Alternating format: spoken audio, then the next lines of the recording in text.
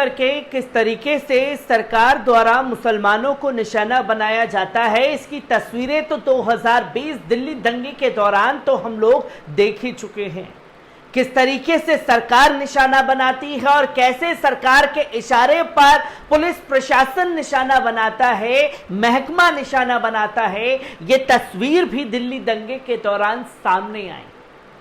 और बीते 3 साल से 18 मुसलमानों को लेकर के तमाम तरीके की तस्वीरें सामने आ रही है, जिसके ऊपर ना तो सरकार संज्ञान लेना चाहती है और ना ही दिल्ली पुलिस जो है इनके ऊपर अभी तक कोई आरोप सिद्ध कर पाई है।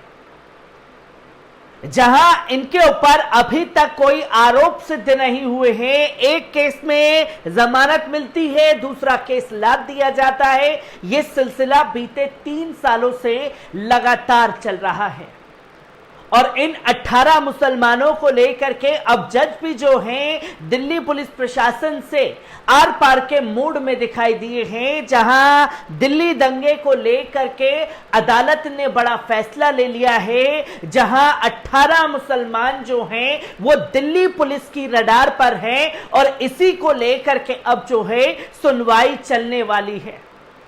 पर सवाल ये खड़ा होता है कि क्या सिर्फ यही 18 मुसलमान हैं जिन्होंने दिल्ली में दंगे करवा दिए? कपिल मिश्रा का वो स्टेटमेंट और कपिल मिश्रा से क्या पूछताछ हुई, कपिल मिश्रा जेल की सलाखों के पीछे क्यों नहीं है, ये भी सवाल दिल्ली पुलिस से होना चाहिए। रागिनी तिवारी जैसे लोग और हिंदुत्व संगठन चलाने वाले जैसे लोग जिन्होंने दिल्ली में फसाद पैदा करे, उन लोगों का क्या हुआ और उन लोगों पर क्या कार्रवाई हुई, यह भी देश और दुनिया के सामने है। क्योंकि एक के बाद एक तस्वीर जो है वो सामने आ रही है, जहां दिल्ली दंगे को लेकर के अदालत में कई बार दिल्ली पुलिस को फटकार लगी है और अब दिल्ली पुलिस द्वारा ये तय कर लिया गया है कि यही 18 मुसलमान हैं, इसमें एक भी नाम जो है वो गैर मुस्लिम नहीं है। जो कि तस्वीर आप लोगों के सामने है कि जिनमें दिल्ली दंगे का मामला किन किन को आरोपी बना करके जेल की सलाखों के पीछे डाला गया है, वो भी तस्वीर आप लोगों के सामने है। जिसमें सबसे पहले जो है दिल्ली पुलिस ने चार्जशीट में उमर खालिद का नाम डाला है, जेएनयू स्टूडेंट, और किस तरीके से तस्वीरें हैं वो आपके सामने। आम आदमी पार्टी के पार्षद ताहिर हुसैन का नाम इस चार्जशीट में डाला गया है। आप देखेंगे शकील अहमद, खालिद सैफी, मिरान हैदर, गुलफ्सा, शिफाउर रहमान और शादाब अहमद, तस्लीम अहमद, सलीम मलिक और मोहम्मद सलीम खान, अतर खान, इन लोगों को दिल्ली पुलिस ने जो है वो निशाना बना करके बताया है कि यही है मेन जो है और इन्हीं को लेकर के अब जो है वो सुनवाई होनी है और दिल्ली पुलिस को अदालत में इनके खिलाफ सबूत पेश करने हैं। और बीते 3 सालों से एक भी सबूत जो है वो दिल्ली पुलिस इसमें कोर्ट में साबित नहीं कर पाई है, जिसकी तस्वीर आप लोगों के सामने है कि दिल्ली की एक अदालत 14 सितंबर को 2020 उत्तर पूर्वी दिल्ली में हुए दंगों से जुड़े मामले में सुनवाई करेगी। मामला दंगों की व्यापक साजिश के आरोप से जुड़ा हुआ है। स्पेशल जज अमिताभ रावत ने कहा कि 14 सितंबर को 18 आरोपियों के खिलाफ आरोप तय करने के मामले में अब सुनवाई चलेगी। उसके बचाव पक्ष के वकीलों को आपत्ति रखने का मौका दिया जाएगा। उमर खालिद, ताहिर हुसैन, खालिद सैफी, शर्जिल इमाम समेत 18 आरोपियों के वकीलों ने कहा है कि अभियोजन पक्ष अदालत को यह भरोसा दे कि उनकी जांच पूरी हो चुकी है और अब कोई सप्लीमेंट्री चार्जशीट नहीं दायर की जाएगी। दिल्ली की अदालत अब इस मामले में रोजाना सुनवाई शुरू करने वाली है, जिसकी तस्वीर लोगों के सामने आ गई है। और जो इनके वकील हैं उन्होंने साफ तौर पर कहा कि जैसे ही हम लोग किसी चीज को लेकर के इन्हें बेगुनाह साबित करते हैं तो नई चार्जशीट दाखिल की जाती है, जो कि अदालत के समक्ष इनके वकीलों द्वारा यह बात रखी गई कि अब दिल्ली पुलिस हमें यह भरोसा दे कि कोई नई चार्जशीट, कोई नई फाइल जो है इनके खिलाफ दायर नहीं की जाएगी। जहां जज अमिताभ राव ने पूरा मूड बना लिया है कि अब आप बहुत हो चुका, इनके खिलाफ आरोप जो हैं वो सिद्ध कीजिए, जिसकी तस्वीर आपके सामने है कि दिल्ली पुलिस को अब इन 18 मुसलमानों के खिलाफ आरोप को सिद्ध करना पड़ेगा, जो कि दिल्ली दंगे मामले में किन किन धाराओं में मुकदमा दर्ज किया गया है।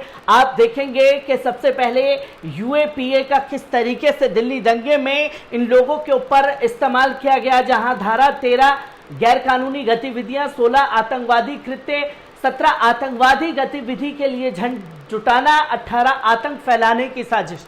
यूएपीए के तहत ये आरोप जो हैं इन लोगों के ऊपर लगाए गए और ये वो नाम हैं जो दिल्ली दंगे के दौरान सरकार के सीए एनआरसी कानून का, काले कानून का विरोध कर रहे थे, जगह जगह जाकर के सरकार को आईना दिखाने का काम कर रहे थे। तो यूएपीए जो है इन लोगों के ऊपर लगाया गया। कौन कौन सी आईपीसी की धाराएं लगी हैं? धारा 120B, 109, 114, 124, 147, 148, 149, 153A, 186, 201, 212, 295, 302, 307, 341, 353, 395, 419, 420, 427, 435, 436 और इसी के साथ साथ 452, 454, 468, 471, 34 सामान्य इरादा, जो कि सबसे पहले जो इन लोगों के ऊपर आईपीसी की धारा लगी है, उमर खालिद हो, खालिद सैफी हो, सफरा जरगर हो, आसिफ तन्हा हो, तमाम वो नाम इनके ऊपर जो एक धारा लगी, उस धारे से तमाम तरीके के सवाल खड़े हो गए। वो धारा थी 295, जो कि पूजा के स्थान को अपवित्र करना। कौन सी जगह पर ये 18 मुसलमान जो हैं वो गए थे जिन्होंने पूजा स्थल को अपवित्र किया?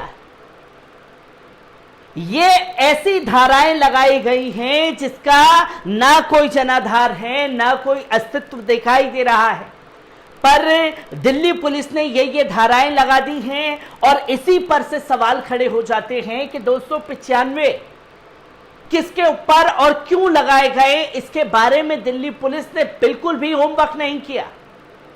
और इसी के साथ साथ तमाम तरीके की तस्वीरें, एक आर्म्स एक्ट लगा दिया गया जहां 25 और 27 हथियारों के द्वारा ट्रेनिंग देना, ये आरोप भी लगाए गए हैं।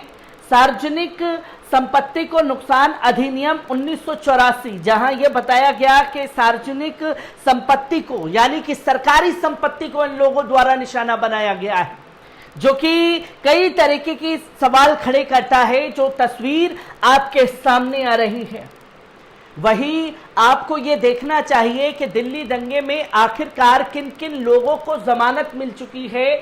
जहां दिल्ली दंगा केस कौन जमानत पर बाहर है? आसिफ इकबाल तन्हा, नताशा नारवाल, दिवांगना, सफुरा जरगर, इशरत जहां, फैजान खान, ये वो नाम हैं जो कि जमानत पर बाहर हैं।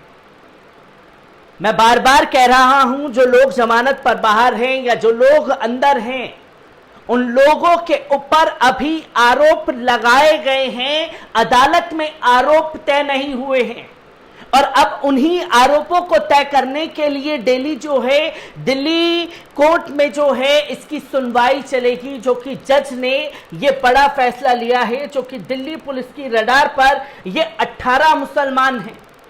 क्या क्या कार्रवाई हुई है पिछले 3 साल के अंदर, जहां 2 मई को कोर्ट ने पूर्व पार्षद ताहिर हुसैन की जमानत याचिका खारिज की। 23 जून को दिल्ली उच्च न्यायालय ने जामिया छात्रा सफरा जरगर को जमानत दी। 13 सितंबर को दिल्ली पुलिस ने यूएपीए मामले में उमर खालिद को गिरफ्तार कर लिया। 16 सितंबर दिल्ली पुलिस की स्पेशल सेल ने 15 आरोपियों के खिलाफ 17,000 पन्नों की चार्जशीट दाखिल की। 17 सितंबर को दिल्ली की अदालत ने आरोप पत्र का संज्ञान लिया। 22 नवंबर को दिल्ली पुलिस ने उमर खालिद और अन्य के खिलाफ आरोप पत्र दायर किया। 2021 में क्या कार्रवाई हुई? जनवरी, दिल्ली की अदालत ने पिंजरा तोड़ सदस्य दिव्यांगना कातिला और नताशा नरवाल को जमानत देने से इनकार किया। 15 जून को हाईकोर्ट ने आसिफ इकबाल तन्हा, दिव्यांगना कातिला नताशा को जमानत दी। 15 जुलाई को उमर खालिद ने यूएपीए केस में जमानत के लिए अर्जी लगाई।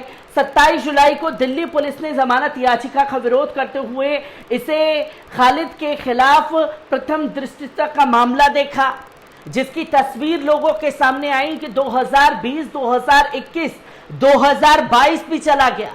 3 साल यूं ही निकल गए। अब चौथे साल में ये तस्वीर लोगों के सामने है, जहां दिल्ली पुलिस ने पूरक आरोप पत्र दाखिल किया। 15 मार्च को इशरत जहां के नियमित जमानत मिली। 17 मार्च को दिल्ली की अदालत ने गुलिफ्सा और तस्लीम अहमद को जमानत देने से इनकार किया। 24 को दिल्ली कोर्ट ने उमर खालिद को नियमित जमानत से किया इनकार। 18 अक्टूबर को हाईकोर्ट ने उमर खालिद को जमानत देने से इनकार किया। तो वहीं 2023 में सुप्रीम कोर्ट में उमर खालिद की जमानत याचिका पर नोटिस जारी किया गया और जून में दिल्ली पुलिस ने 5वां पूरक आरोप पत्र जो है वो फाइल किया, जो कि आप देख सकते हैं कि बीते 4 सालों में महज कितनी कार्रवाई हुई है और इन 4 सालों में एक भी सबूत इन 18 मुसलमानों के खिलाफ दिल्ली पुलिस कोर्ट में नहीं दे पाई है। और अब जज ने भी साफ तौर पर दिल्ली पुलिस को फटकार लगाते हुए कहा कि अब आर पार होना चाहिए, आप इनके खिलाफ आरोप तय कीजिए और फिर तमाम तरीके की कार्रवाई जो है वो डेली सुनवाई में देखने को मिलेगी। हर एक तस्वीर दिल्ली दंगे से जुड़ी आप लोगों के साथ साझा करता रहूंगा। दीजिए इजाजत, शुक्रिया।